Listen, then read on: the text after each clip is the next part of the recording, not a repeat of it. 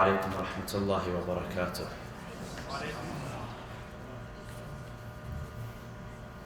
بسم الله الرحمن الرحيم.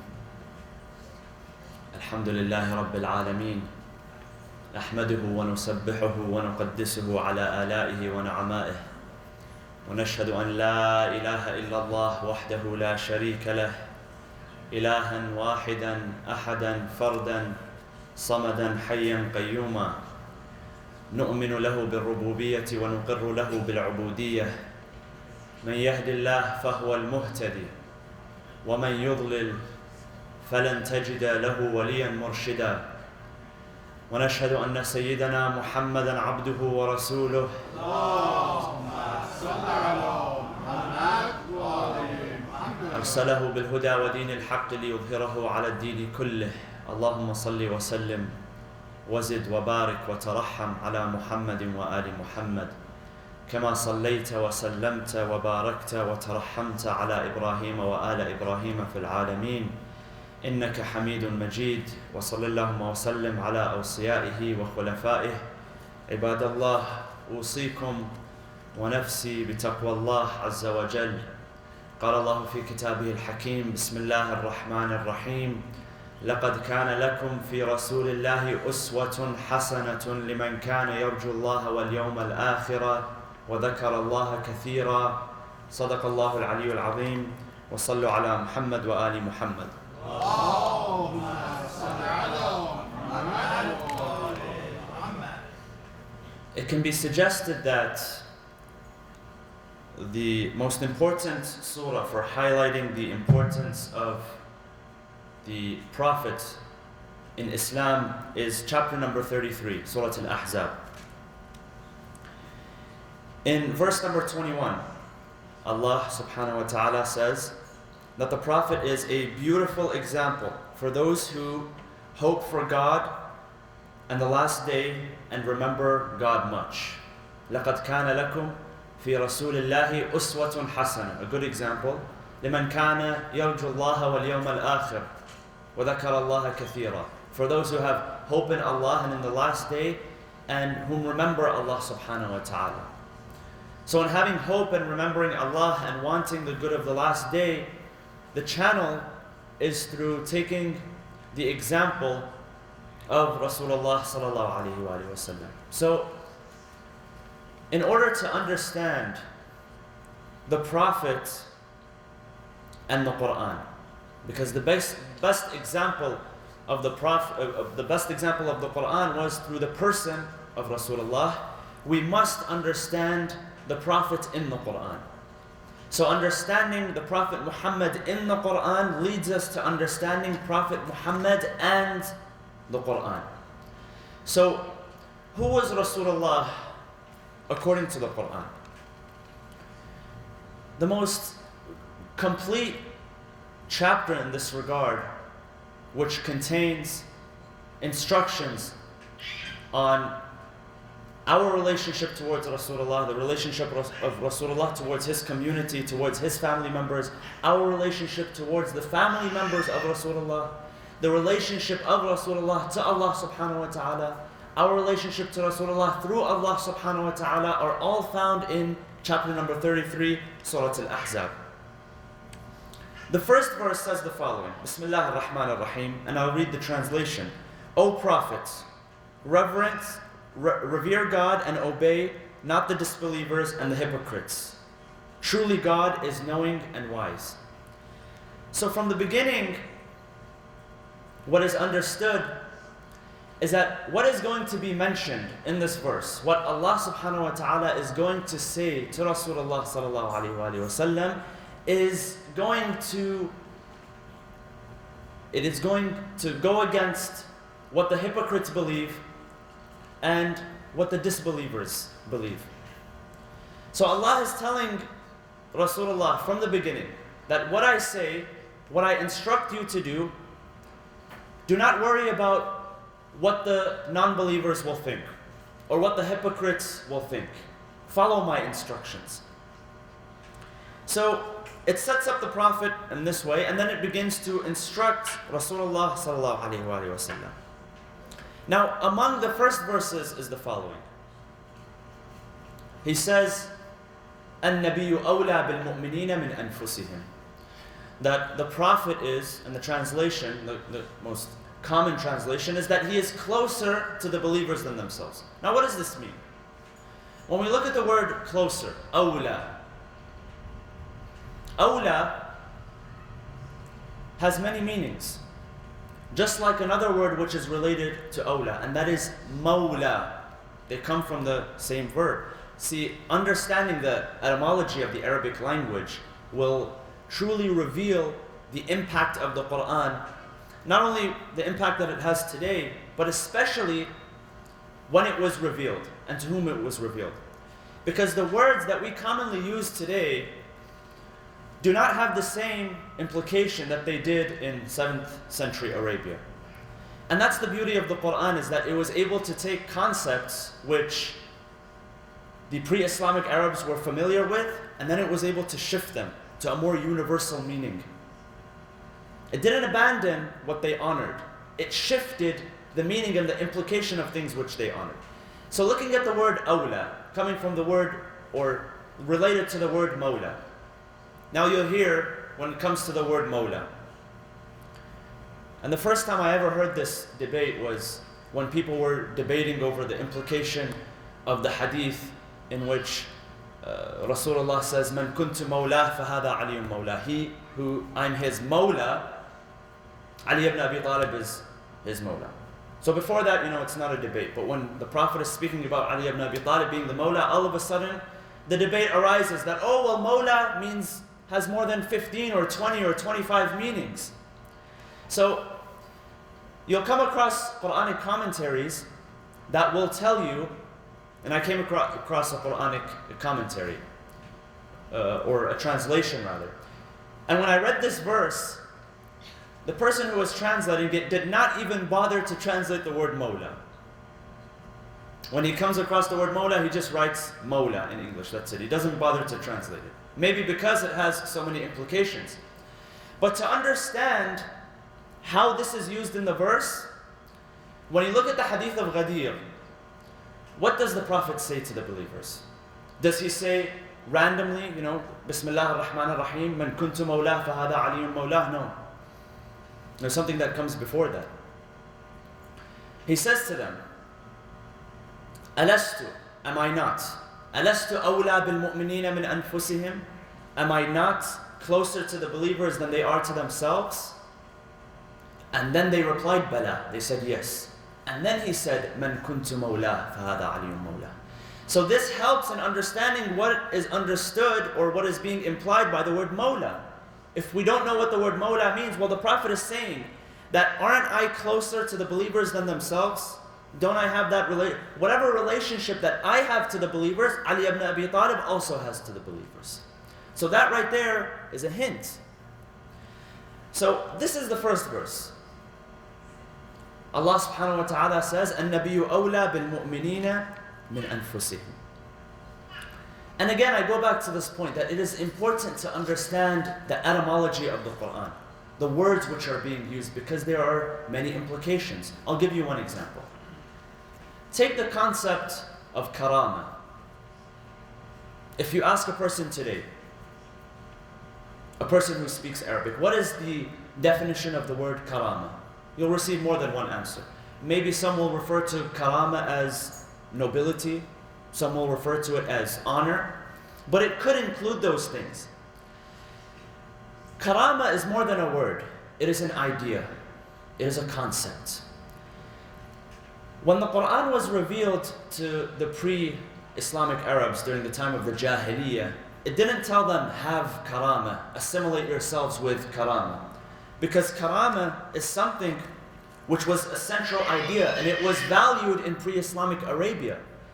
So the Quran did not tell them, have karama. They already wanted to assimilate themselves with karama, but their definition of karama was different than the Quranic definition of karama. I'll give you an example. In pre-Islam, karama meant a number of things. It implied a number of things. One was generosity. In order to be kareem, you had to be generous. Right now, today, if you ask an Arab who speaks a certain dialect or colloquial Arabic, when I was raised speaking Arabic at home, Kareem meant generous. And I think it's the same for many other Arabic dialects. When you say Kareem, you're referring to generous. It doesn't imply anything else. It doesn't imply someone who is eloquent. But in pre-Islamic Arabia, karama meant someone who was also eloquent. So generosity. And the pre-Islamic Arabs, they were known for their generosity. If someone was passing through their land, a man would get off of his prized camel and he would slaughter his own camel just to provide food for people who were passing through. So generosity was associated with karama, and they assimilated with karama. Now, what happened?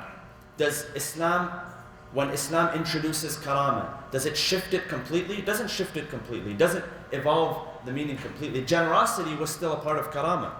However, there were other implications. For instance, one thing which was associated with karama in pre-Islam was jahl. What does jahl mean? If you ask an Arab today, what is jahl? They'll tell you jahl is ignorance. But that's not the original meaning of the word jahl. Jahl, in original Arabic, when a person performs jahl, kana yajhal, it's to exert yourself, to completely exert yourself.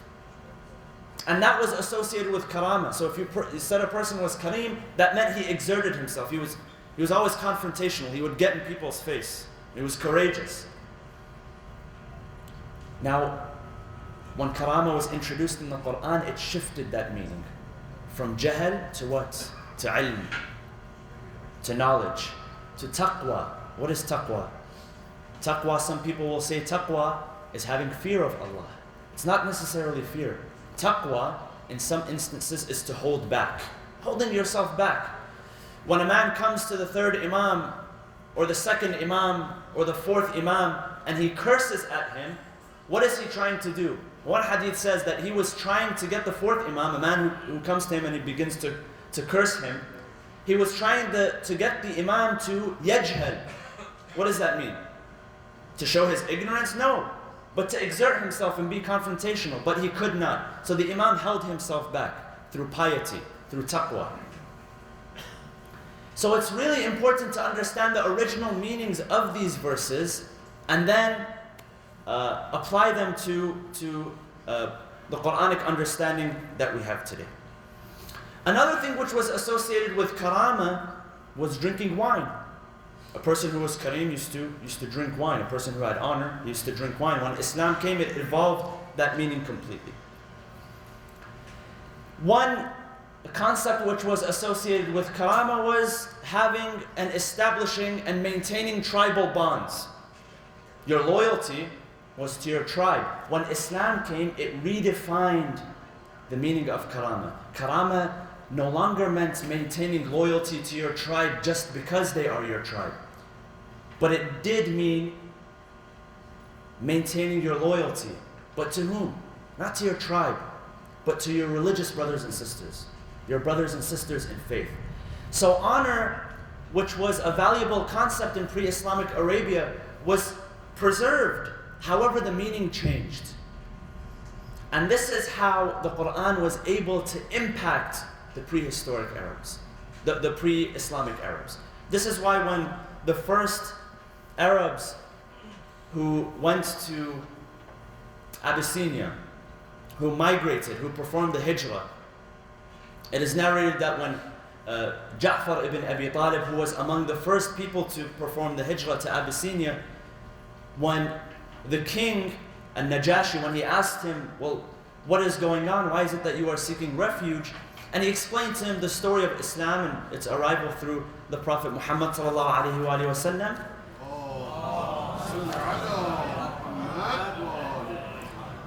He says, we were a people of ignorance, and he brought us guidance. We were a people of animosity. He brought between us love and compassion. But those very same concepts which they valued had a different implication. The Quran did not introduce the idea of karama, of honor. No, it shifted the implications which were associated with karama. So tribal loyalty became religious loyalty. Jahl became ilm. Being confrontational and courageous and getting in people's faces, that was replaced with what? With hilm. And hilm is when you can exercise patience and you are in a position to exercise non-patience. You are able to get your revenge from someone, but you hold back. Sometimes you have no other option. You have to be patient. That is referred to as sabr. But hilm is when you have the ability to achieve revenge, but you hold back. That is referred to as hilm. So you see how this central idea, karama, its implications were shifted completely. And this is how it had an impact on the Arabs at the time. And this is how it established universal norms. So going back to the idea of Rasulullah, who he was, who the Quran says he was, and the impact that he had upon society. Now, one thing that the Quran also did, and you find this in Surat Al-Ahzab as well, is the idea of breaking some norms which were established.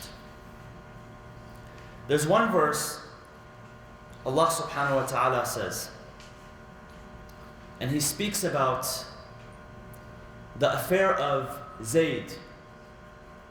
Zayd ibn Haritha. Zayd ibn Haritha was the adopted son of Rasulullah.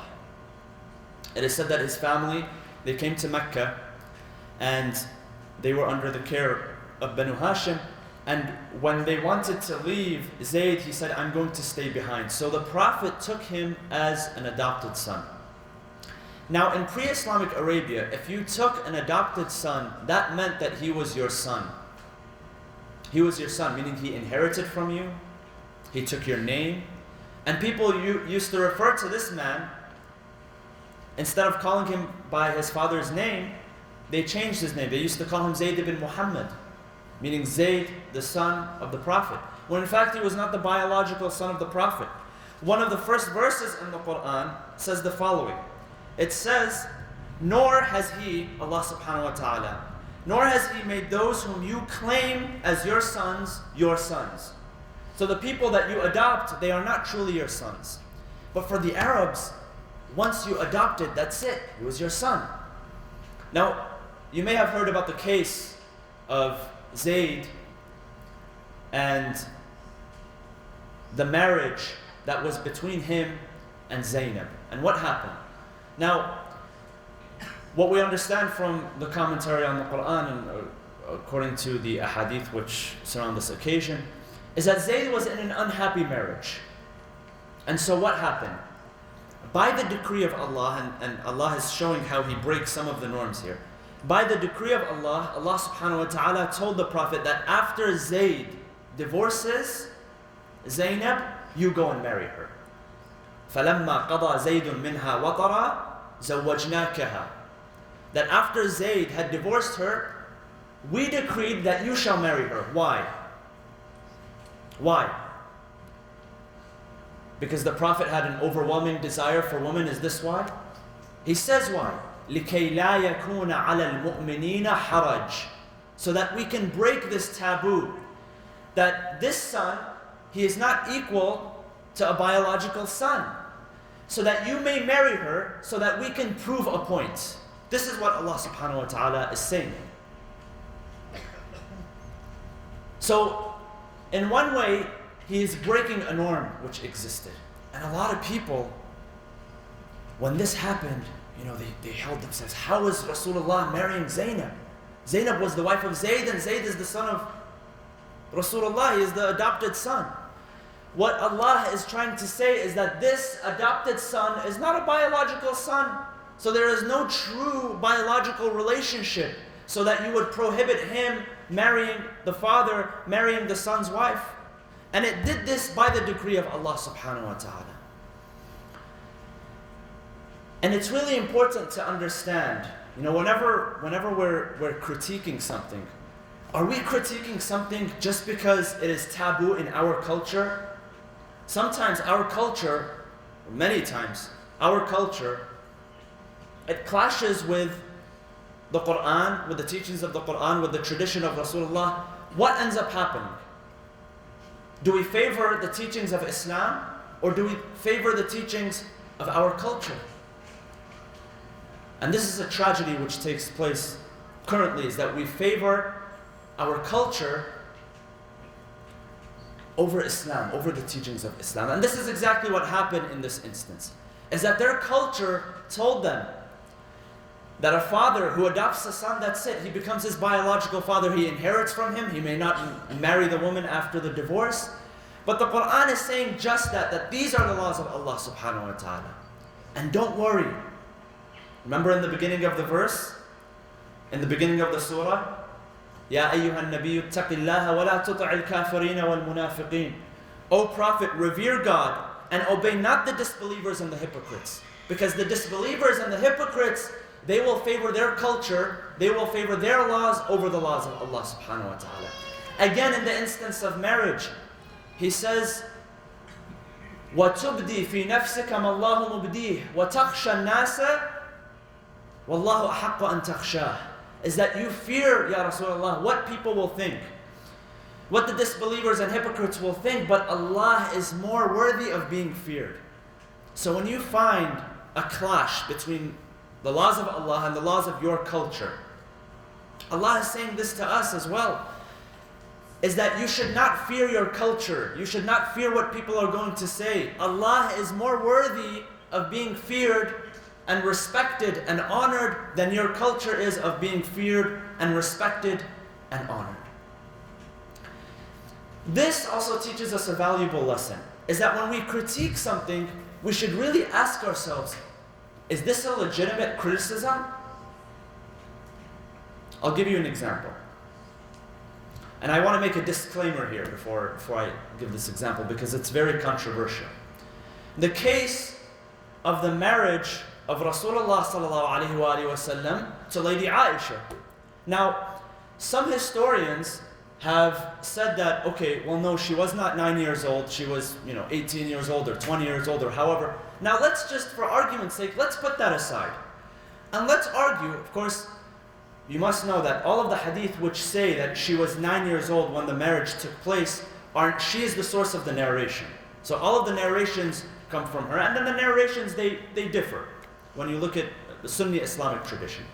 But let's say, just for argument's sake, that, and this is popular belief, is that she was at the age of 9 and he was at the age of what? More than 50 years old at the time. Now, when did this become controversial? When did it become controversial? How long have Muslims been in contact with Christians and the outside world? From day one. From day one, there has been dialogue between Muslims and Christians. Now, the first official interfaith dialogue took place in Medina between the Prophet and the Christians of Najran, correct? وَقُلْ تَعَالَوْا نَدْعُ أَبْنَاءَنَا وَأَبْنَاءُكُمْ وَنِسَاءَنَا وَنِسَاءُكُمْ وَأَنفُسَنَا وَأَنفُسَكُمْ. Did they not come to the Prophet from the city of Najran to debate the nature of the birth of Jesus Christ? That was dialogue. They came and they said that, well, he must be the Son of God because he was born without a father. That God, he bestowed upon Mary his soul, and then, the birth took place. What does Allah subhanahu wa ta'ala tell the Prophet? He tells him, well, if Jesus is considered the Son of God because he was born only with a mother and not with a father, then based on this logic, Adam is more worthy of being the Son of God because he was created without a father and without a mother. So that dialogue took place, and by that time the Prophet had married Aisha, because he married her within the first few years of being in Medina, and this occasion took place towards the end of the Prophet's life. Did they tell him, well, why did you marry at a young age? Why did you marry her at a young age? That never came up. They had more concerns. And from that day until now, there has been dialogue between Muslims and the outside world. Muslims were not completely cast away from the outside world. It became an issue, one, who was the first person to mention the Prophet marrying Aisha at that age? One Orientalist, who, his name escapes me now, but the book is called Muhammad and the Rise of Islam, by a British Orientalist, and it was written in the year 1905, and he was the first person. So Muslims have been in contact, by that time, Muslims had been in contact with Christians, with the outside world for more than 1,000 years. You have the debates of the Muslims with John of Damascus. John of Damascus, he lived around from the years around 675 to around 650. So this was less than 50 years after the Prophet passing away. He was in direct contact with Muslims. And the interfaith dialogue that took place after that, in the 1200s, in the 1300s, 1400s, 1500s, none of this was ever an issue. When did it become an issue? In 1905. Why? Now there's different reasons people have suggested. When did it become taboo? It became taboo at that time. But even if you look at other societies, girls getting married at that age was not a problem. In the United States, until today, we have laws which state that a minor, and I'm talking minor, not 15, 16, I'm talking much younger than that, can get married with the consent of her wali, the person who has authority, with the consent of her parents. Now, again, I mentioned this, I'm not saying that we should go out and we should marry 9 and 10-year-olds. I'm not saying that. But I'm saying that this view, which is supposed to be a worldview, a universal moral worldview, was not really a worldview for more than 1,000 years. Now, why did it happen? Maybe because women began to get educated, and education and marriage came in the way of education, and education was a priority, which is a good thing. But why are we critiquing this issue? Is it because it's morally wrong? No. Your worldview, what you think is right and wrong, isn't always right and wrong. It's important to understand other people's perspectives. Now, when we look at people in another country eating a certain type of meat, we may be disgusted from that. These kind of people eat this, those kind of people eat that. But for them, and there are millions of people who are living in those countries, it's not disgusting. So what we think is universal, our worldview, is not necessarily an established worldview. This is the point that I'm trying to make. Is that when we want to critique something, let us ask ourselves, well, what are we really critiquing? Are we critiquing something based on our own biased opinion? Sometimes that happens.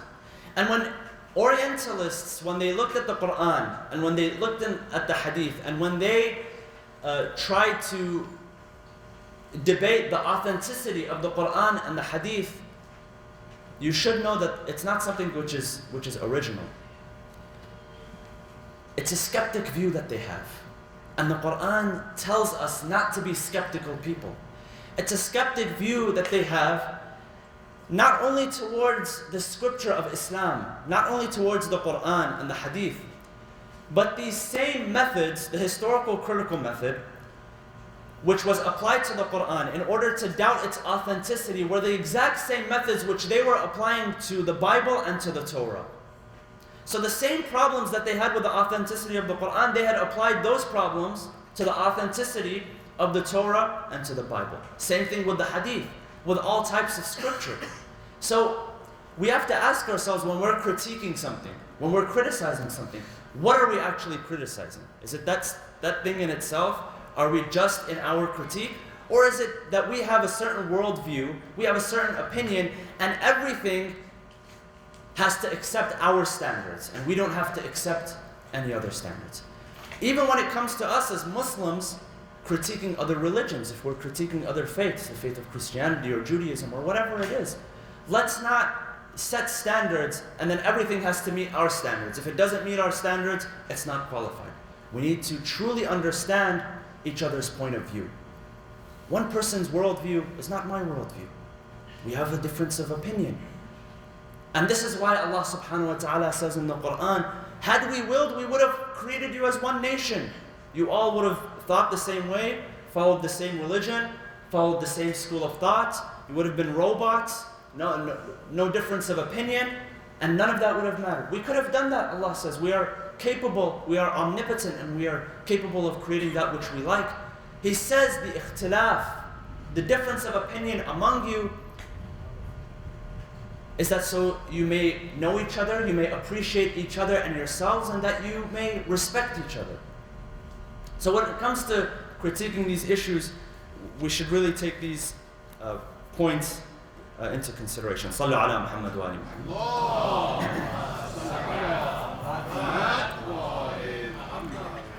So Surat Al-Ahzab tells us about the person of Rasulullah sallallahu alaihi wasallam. Among the things he says, أَوْلَى بِالْمُؤْمِنِينَ مِنْ أَنفُسِهِمْ. He is closer to the believers than they are to themselves. Another verse says that he is a beautiful example for those who hope for God in the last day and remember God much. Another verse says that the believers, they are obliged and counseled to obey him. That he is your spiritual father. That obeying him is tantamount to obeying Allah subhanahu wa ta'ala. وَمَا كَانَ لِمُؤْمِنٍ وَلَا مُؤْمِنَةٍ إِذَا قَضَى اللَّهُ وَرَسُولُهُ أَمْرًا أَن يَكُونَ لَهُمُ الْخِيَرَةُ مِنْ أَمْرِهِمْ. It is not up to the believing man or the believing woman when Allah and his apostle decree something that they have the choice to reject. In another verse in Surat An-Nisa, he says, فَلَا وَرَبِّكَ لَا يُؤْمِنُونَ حَتَّى يُحَكِّمُوكَ فِي مَا شَجَرَ بَيْنَهُمْ ثُمَّ لَا يَجِدُوا فِي أَنفُسِهِمْ حَرَجًا مِمَّا قَضَيْتَ وَيُسَلِّمُوا تَسْلِيمًا. That they will not have complete belief until they come to you for you to judge them between their affairs. And when you provide a verdict, they find no haraj, they find no hardship or resistance in themselves to accept what you say, and they accept your words wholeheartedly. So this is Rasulullah. He refers to him as the spiritual father of the believers, and that's why our relationship to the Prophet, and he is not just our Prophet, is different than the relationship that the adherents of other faiths have to their Prophet. It is much more intimate. It is much more close, and that's why when issues of insult, when issues where people are trying to make certain depictions of the Prophet when they arise, I think we have the right to become emotional, to a certain extent, of course. And this is one of the beautiful things about studying the Sunnah of Rasulullah sallallahu alaihi wasallam, is that you get to see, well, how did the Prophet respond to insult? One verse says that the believers are people who, when they are addressed by those who are ignorant, وَإِذَا خَاطَبَهُمُ الْجَاهِلُونَ قَالُوا سَلَامًا. That's correct, but sometimes you're not dealing with ignorant people. Sometimes you're dealing with knowledgeable people, and the Prophet recognized this.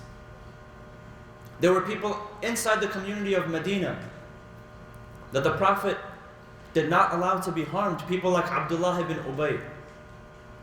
Abdullah ibn Ubay was a man of respect and of honor before the arrival of the Prophet into Medina. And when the Prophet came to Medina, he had his objections. And he was a hypocrite, and he would incite people against Rasulullah. But what did Rasulullah do? He never did anything to him. He never fought against him. He let him be. And then in the end, he lived a miserable life, and whatever happened to him. But the Prophet didn't threaten to burn him alive. At the same time, there were people who would incite. They would go to different tribes. They would cooperate with different tribes, non-Muslim tribes, and they would incite violence and hatred against Rasulullah. And Rasulullah, of course, when the time presented itself through battle, had them executed. We need to understand this. We need to understand how Rasulullah dealt with these situations. And at the same time, there were people you find who lived, across the centuries, who, they used to ridicule Muslims. Nothing happened to them. Two of the most revered poets of the Arabic language, Al-Mutanabbi and Abu al-Ala al-Ma'arri. These people used to ridicule Islam and Muslims. One of them, he says that he ridicules all religions, in fact. He says, I find it amusing, these people who enjoy the scent of burnt offerings, making fun of Jews. He says, I find it amusing those people who bathe themselves in animal urine, making fun of Hindus. He says, I find it amusing that these people travel thousands of miles to circumambulate around a cube, making fun of Muslims. No one said anything to him. In fact, you go across the Arab world and he's honored. Abu al-Ala al-Ma'arri, one of the most honorable poets. So, understanding and taking into consideration the sunnah of Rasulullah sallallahu alaihi wasallam offers us contemporary solutions. So, it's important to understand the sunnah of Rasulullah. It is important to understand the position of Rasulullah sallallahu alaihi wasallam within the Quran. If we want to gain proximity to Rasulullah, we must understand him through what the Quran says about him. We ask Allah subhanahu wa ta'ala to allow us to be among those who identify ourselves with the person of Rasulullah sallallahu alayhi wa sallam. Bismillah ar-Rahman ar-Rahim. وَالْعَصْرِ إِنَّ الْإِنسَانَ لَفِي خُسْرٍ إِلَّا الَّذِينَ آمَنُوا وَعَمِلُوا الصَّالِحَاتِ وَتَوَاصَوْا بِالْحَقِّ وَتَوَاصَوْا بِالصَّبْرِ وَصَلُّوا عَلَى مُحَمَّدٍ وَآلِ مُحَمَّدٍ.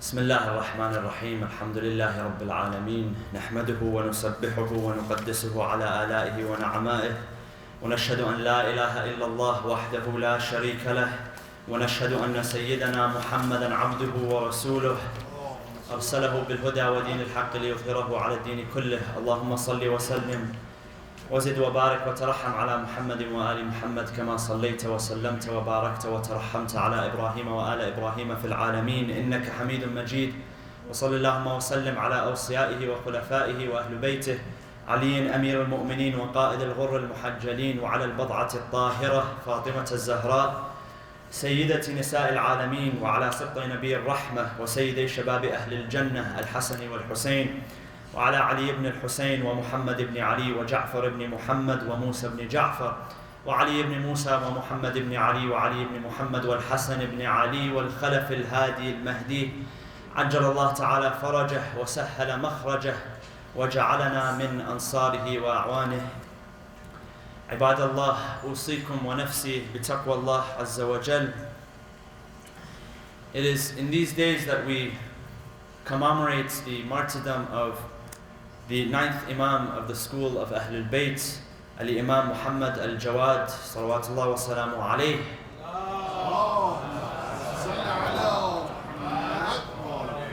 This man who offered for us a great example of knowledge and of generosity and of steadfastness in the way of Allah subhanahu wa ta'ala. When his father, the 8th Imam, Al-Imam Ali ibn Musa Rida, passed away, Al-Imam Al-Jawad was around 9 years old. And when he passed away, he was around 25 years old. So the highlight of his imamah took place during the prime of his youth. And just like it had happened with his father before him, the imam was subject to a test or an examination of his intellect and his understanding of knowledge. In the same way that Al-Ma'mun would invite people, scholars from across the nation, to come and debate with his father, the 8th Imam, Imam Ali ibn Musa Rida. Likewise, he wanted to do the same with the 9th Imam, Al-Imam Muhammad Al-Jawad. So it is said that one day, and you may have heard this story, that the Khalifa decided to have a gathering of scholars so that they can test the Imam in his knowledge. And this is one thing that the Abbasis did that was different from the Umayyads, that they tried to seek proximity to the Imams of Ahlul Bayt, but at the same time they wanted to keep their distance. The Umayyads, they had no interest in the Imams. But the Abbasis, they had some sort of interest because they knew that their legitimacy, when they first established their Khilafah, was on the basis of reviving the spirit of the family of the Prophet, Ahlul Bayt. So what they did was they summoned the Imam, a young man at the time, and they summoned the scholars from across the nation. And the Chief Justice at the time, Yahya ibn Aktham, he was invited to debate with this young man. So Yahya ibn Aktham turns to the Khalifa, he says, Ya Amir al-Mu'mineen, do you allow me to engage in debate with this young man? He says, you have my permission. He turns to the young man, the Imam at the time, and he wants to get an estimate of his knowledge, where he stands intellectually. So he asks him a question regarding the Hajj, regarding the person who is observing the Ihram during the Hajj.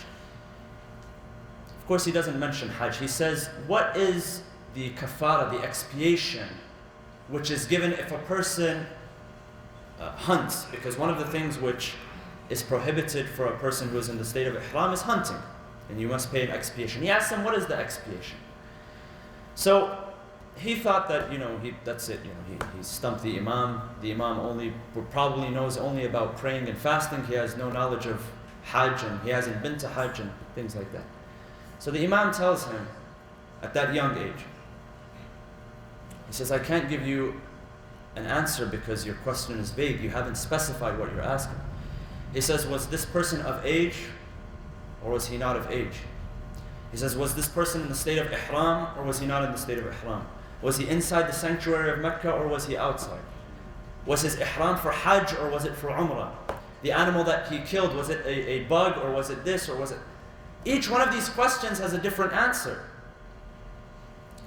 So, and by the way, many of our ahkam, our laws of jurisprudence, which we observe during the time of Ihram, during Hajj, the basis comes from this one hadith, the hadith of the ninth Imam, Al-Imam al-Jawad. So, Yahya ibn Aktham is left speechless. And the Imam hadn't even answered, and he proved his knowledge to those who were present. And then he turned the tables and he asked them a very simple question, which Yahya ibn Aktham could not answer. He could not reply to. So what was the point? The point was, of course, he wasn't trying to humiliate this person in front of the masses, but the Imam had a firm grounding in the knowledge, the laws of Allah subhanahu wa ta'ala, and that of the Ahlul Bayt alayhimus salam. And all of this was done at a young age. He passed away by the time he was 25 years old. This teaches us that even at a young age, now we don't compare ourselves with the Imams because we are nowhere close to the Imams. We are nowhere close even to the companions of the Imams. And we are nowhere close to the companions of the companions of the Imams. But we learn through their lives. One thing we learn from this is an appreciation for knowledge. We need to appreciate knowledge. I was at a talk yesterday, and the scholar who was presenting the talk, he says, if you go back, maybe 50 years ago or 100 years ago or before that, if you visit the Islamic world, there was an appreciation for knowledge. It was an honor when a family could send one of their sons or one of their family members to an Islamic university, to a madrasa, to a hawza, in order to seek knowledge. It was an honor. They would send their best and their brightest. Now it's the opposite way around. Now if he cannot achieve himself as a doctor or a lawyer or a businessman or an engineer, send him to the hawza. Send him to the Islamic university. Let him learn knowledge. Why? Because we have lost our priorities. There's one classic Arab scholar. He says, if you come to the Arab world, if you go to the bookstores, you find the best-selling books are on two topics. One on the interpretation of dreams, and the other one is cookbooks, which tells you that we are a nation that just sleeps and eats. That's all we do. So the priorities were lost, unfortunately. Intellect is the strongest weapon that you can have. You can send bombs on Al-Qaeda and ISIS, but what happens when you cut a tree? 10 weeds grow out in its place. So when you drop bombs indiscriminately on cities, what happens? You're not getting to the root of the problem.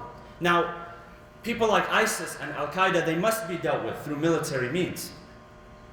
Imam Ali alayhi salam, a man of knowledge and of intellect, and who said his last words on his deathbed, among his last words was, اسألوني عن طرق السماء فوالله إني أعلم بها من طرق الأرض. Ask me about the secrets of the universe.